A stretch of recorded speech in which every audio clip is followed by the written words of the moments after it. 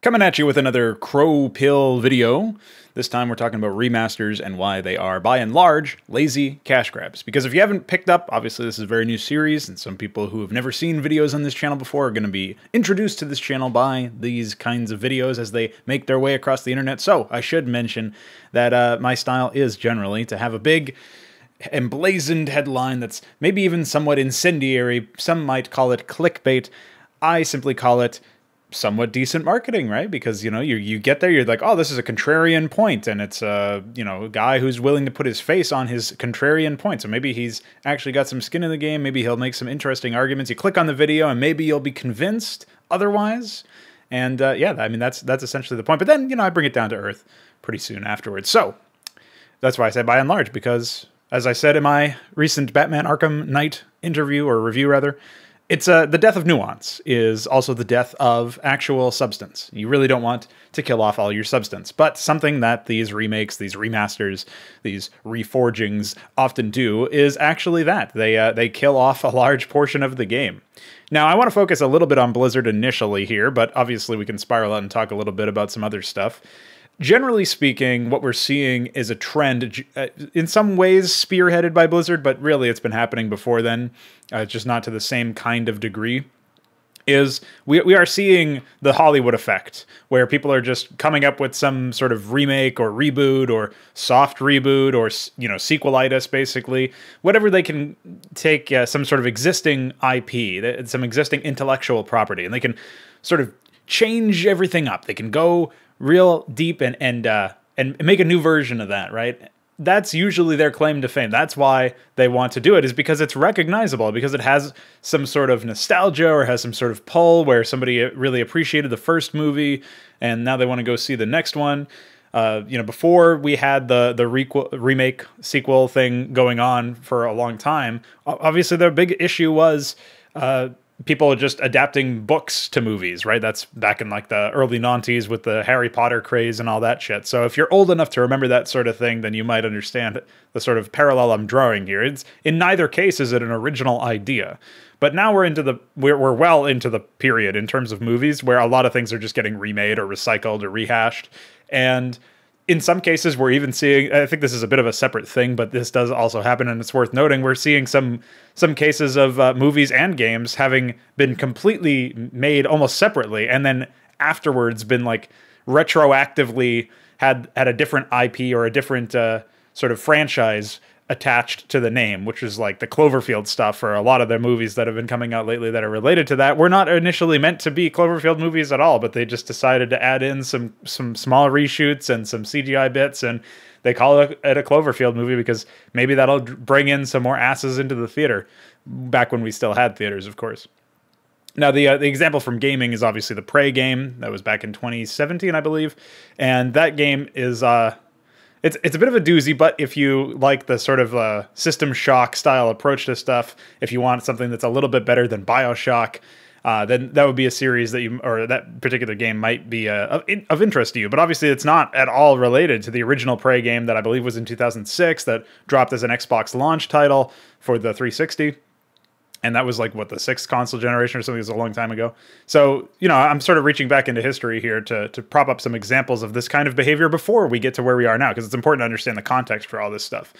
So, considering we are seeing some strange behavior when it comes to like just baiting people into purchasing something, even though the game or movie in question has nothing to do with the original IP, we're seeing a more widespread case of remakes and remasters. Obviously, within the RTS genre alone, we've seen StarCraft 1, Warcraft 3, and Command & Conquer 1, all remastered. We've seen some other lesser named games be remastered as well. And we're now getting to the point where the average fan is like, oh, I really hope they remaster my favorite game from the 90s or the 90s, because that'll really just make my day. That'll make my life if I can play an inferior version of a game that I could still play right now if I bothered to like set some stuff up. So like, what really are the main advantages of a remaster? If you're not taking the cynical marketing angle, what are we actually looking at? Again, focusing on Blizzard initially, we got StarCraft and we got Warcraft 3. Now, neither of these games are on the Blizzard Battle.net app. I mean, I don't know why I put air quotes in there. It's just so fucking cringe. I can't say it by default. But okay, neither of them are on their launcher. initially, right? So the remaster puts them on the launcher. In theory, that gets the games more exposure. In theory, that makes it a bit more accessible to actually start the game up. I'm not really of the school of thought that your game needs to be like to the point where if it's high enough quality, like, yeah, it shouldn't really require any additional setup other than an installer. And ideally, it wouldn't require any extra steps. Like, you've got to do this registry edit to make the game slightly more reasonable on newer systems or something like that. You know, there are some setup things that you have to do for both of those games if you don't want to opt into the remastered versions of them that broke everything.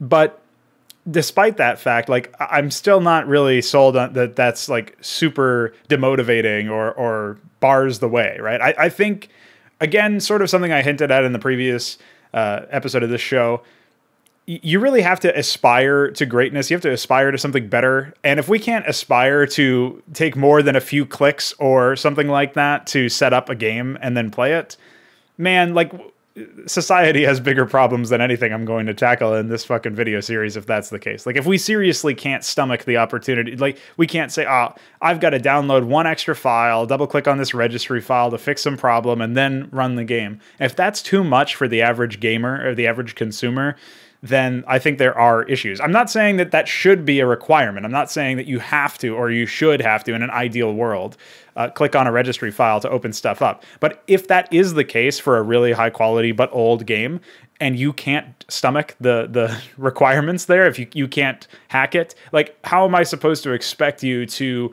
then put in the effort necessary to master the game, for example? You know, it's not all-encompassing. I'm not saying that, because it is a different thing, right? So I can see there might be some people complaining about a false equivalency there, but generally speaking, if you're going to pussy out at that step, you're probably not really the target audience for a real-time strategy game anyway.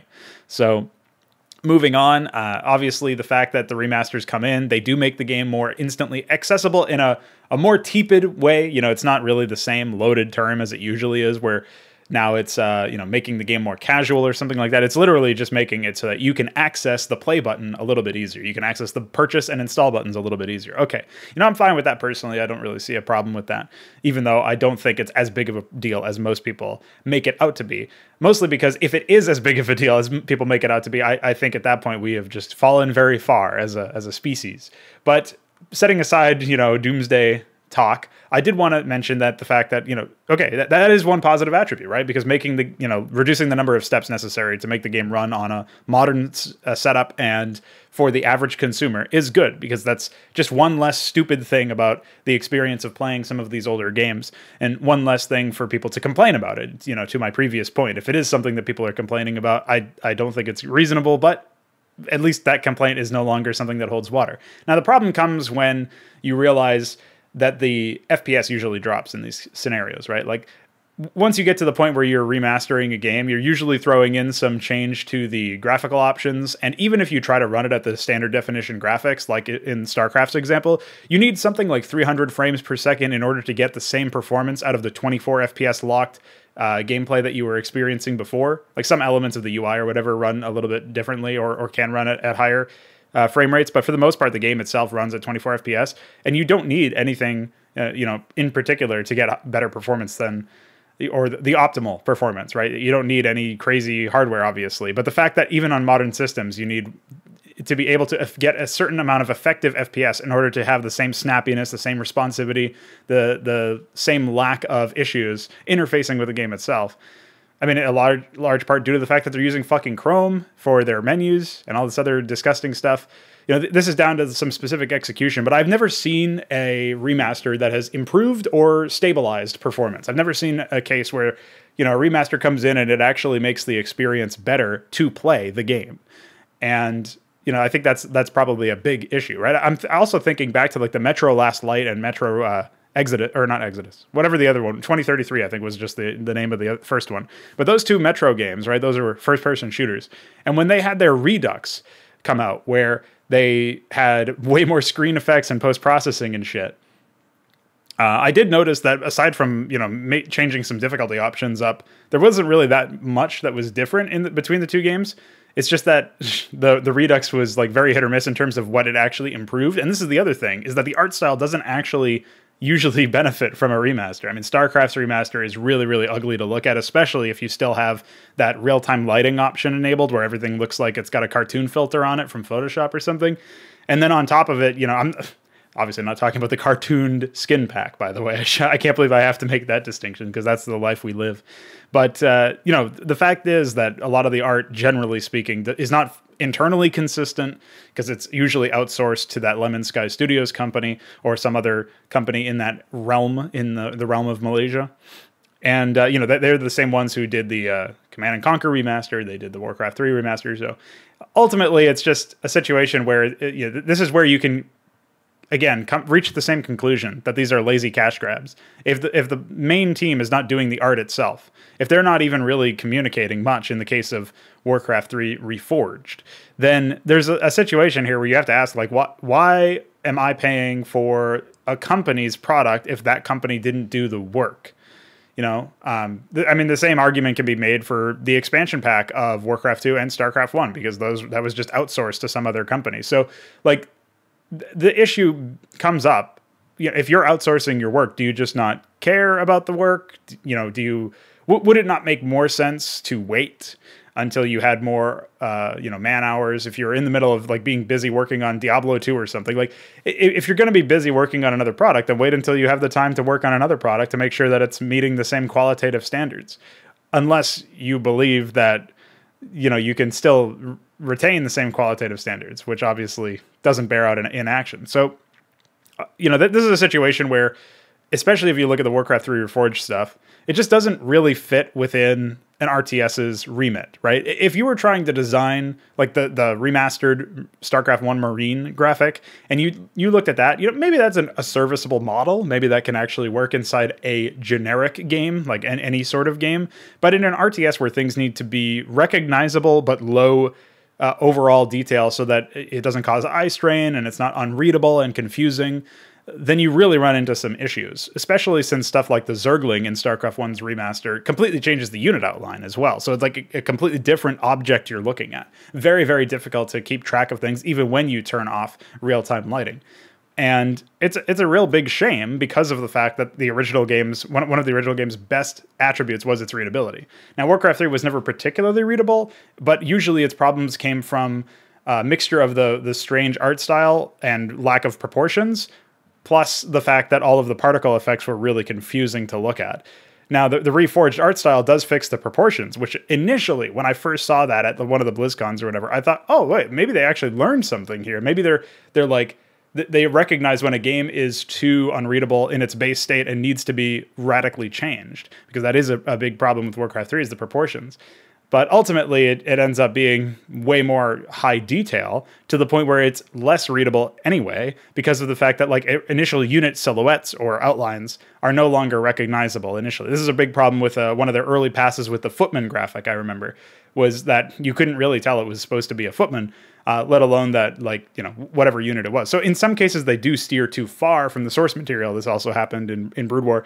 But in other cases, they obviously just didn't do a good job on a fundamental level. Even if their initial concept was okay, the execution was not. So it really depends on which particular graphic you're looking at. I have seen similar complaints about the Tiberian Sun or Tiberian Dawn remake, but I have not actually seen that one, so I'll reserve judgment on it. But the one thing to note about the Tiberian Dawn remake is that it actually bucks the trend in that it actually makes, you know, custom content more accessible now because of the fact that the source code is released for the game. Now, bearing in mind, this has never happened in any of Blizzard's titles, somehow EA, of all fucking companies, has managed to make a more reasonable approach. Now, I'm going to do a video later on why the modding scene or the custom content or whatever, why that's not like the be-all, end-all, and why you shouldn't just conflate this, you know, the achievements made by that custom content community with the achievements or lack thereof of the original developer.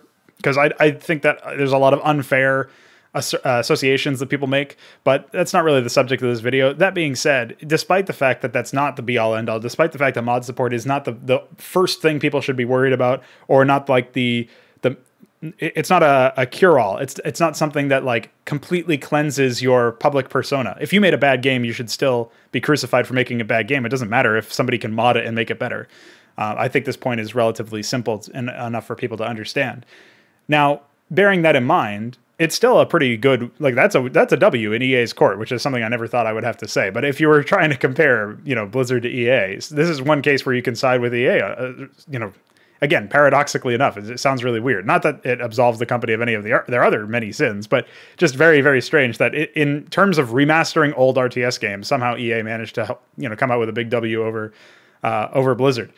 It helped that Blizzard, bumbled into their own losses, of course, given that the Reforged disaster was the way that it was, where it launched with missing features and people pre-ordered it and all that other stuff. I mean, it's another thing where you just shouldn't pre-order stuff. I'll have to make a video on that. Unfortunately, I feel like it should just be a truism at this point, but you should never be pre-ordering anything.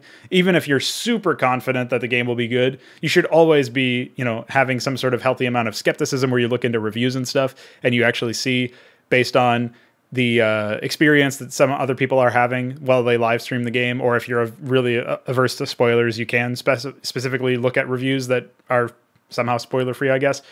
But ultimately, like, you need to be able to say with confidence, this is a product that I will enjoy. And you can't say that before the actual game launches.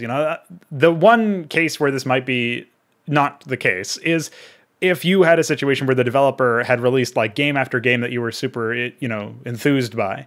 But even then, I still would discourage anybody from pre-ordering anything because it's just such a harmful practice for the industry. You get paid before you actually deliver the product. I mean, it's like the opposite of what you would actually want to do in any sort of negotiation where you're trying to, get something worth your dollar. Because for one, you don't know when it's actually going to be delivered or if it's going to be delivered. And for another, should anything happen where you end up regretting that purchase, you're going to have some mega buyer's remorse, which is another topic for another video as well. So you see that we're sort of teasing all of these future videos here. It's a great marketing tactic. I'm sure you're all very strapped in for that. But again, going back to the fact that, the opinion, I guess, that remasters are lazy cash grabs. I think it's really underscored by the fact that very few developers, very few publishers are interested in releasing source code so that other people can do good things with their work. Very few publishers are even really that concerned with delivering a quality product in the first place. The quintessential case for those who didn't really closely follow the Bird War remaster is that the game was, I'm going to say the word promised, even though everybody who's tried to apologize for these developers has come out and said they didn't actually promise. They just said over and over again that they would do it. That's not the same thing. But whatever.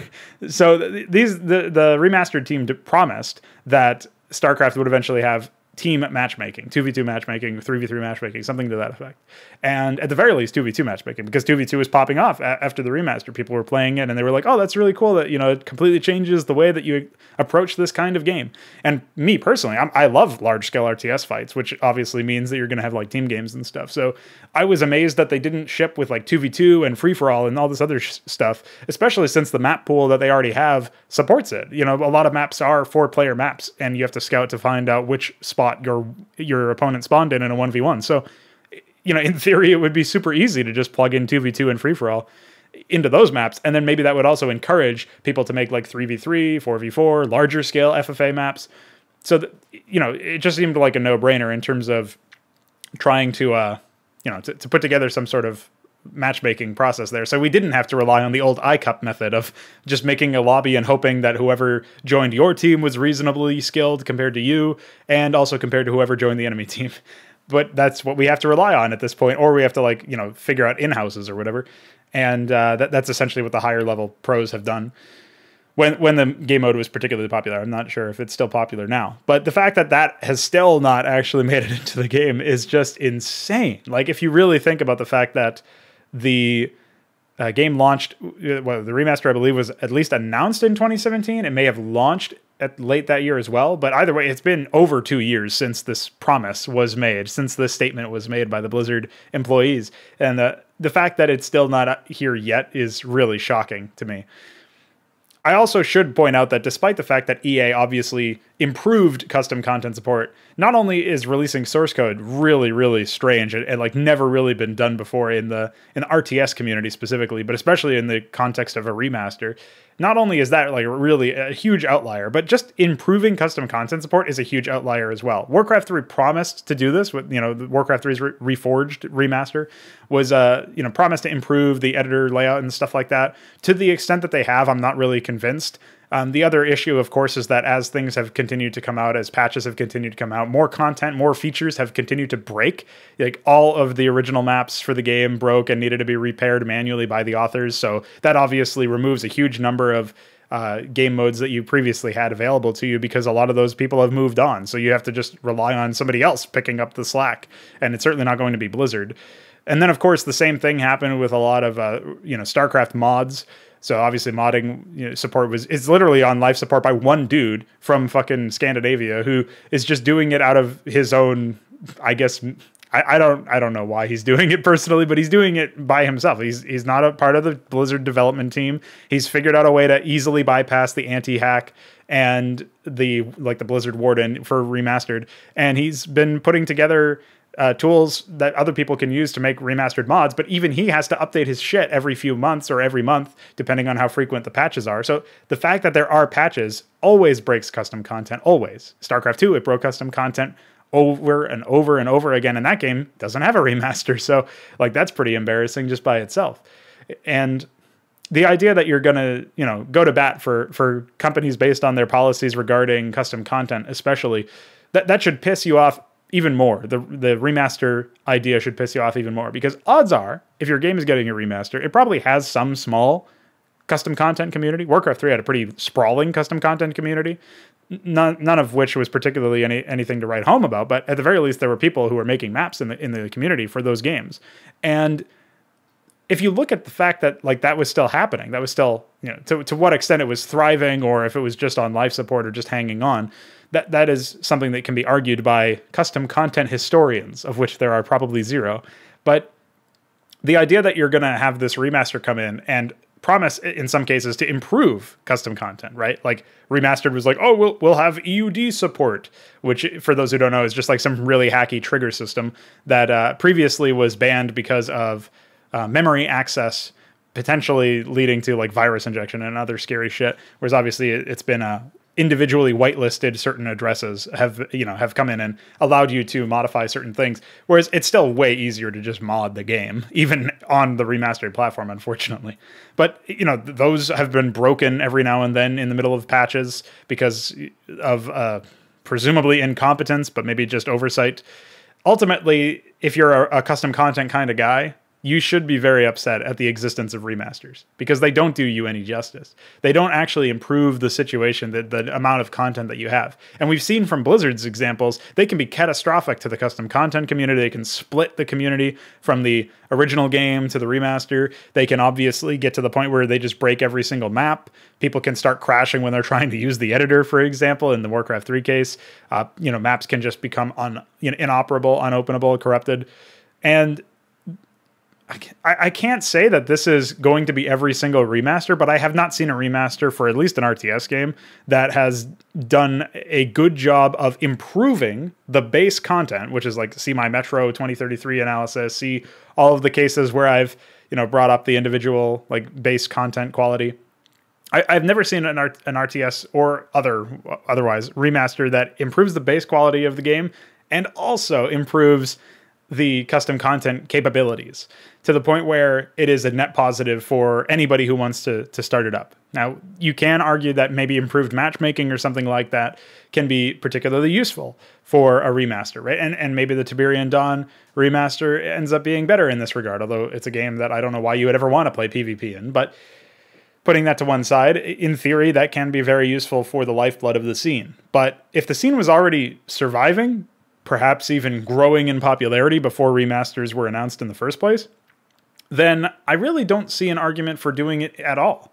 The only way that you can justify putting together a remaster when the scenes of the games that you're remastering are okay, they're all right, they're hanging in there, they're doing well, they're doing decent numbers on Twitch and all this other shit that people use to decide how competitive a certain game is. The only way you can justify it is if you're trying to cash in on an existing IP, much like the Hollywood examples and much like all of the other examples that I gave, because you just don't want to have to go through the trouble of making your own game again, making a new IP, making a new game in an existing IP. And that seems to be the case more often than not. So those are my thoughts on remasters. Hopefully it sort of pulled the curtain back a little bit on why you shouldn't be pre-ordering remasters, or pre-ordering anything for that matter, why you shouldn't be just super excited about opportunities for custom content. And generally, another thing to mention here as I sign off is you really don't want to buy into this external marketing, especially from companies like Blizzard that have a proven track record of just outright fucking lying to you. Like all of the stuff that they said about the StarCraft 1 and Warcraft 3 remasters. So like everything there that has not happened yet was a lie, because they said it would be either a launch feature or something that would come very soon. And in neither case were they correct. So these are just some things to keep in mind when you see that your favorite game from your favorite developer has been announced to be remastered or in the process of being remastered. Just come at it with a little bit of skepticism, consider what might happen otherwise, and otherwise, I don't know, man. Play the old game. It's still good. You just might have to do a little bit of setup. That's all. Bye.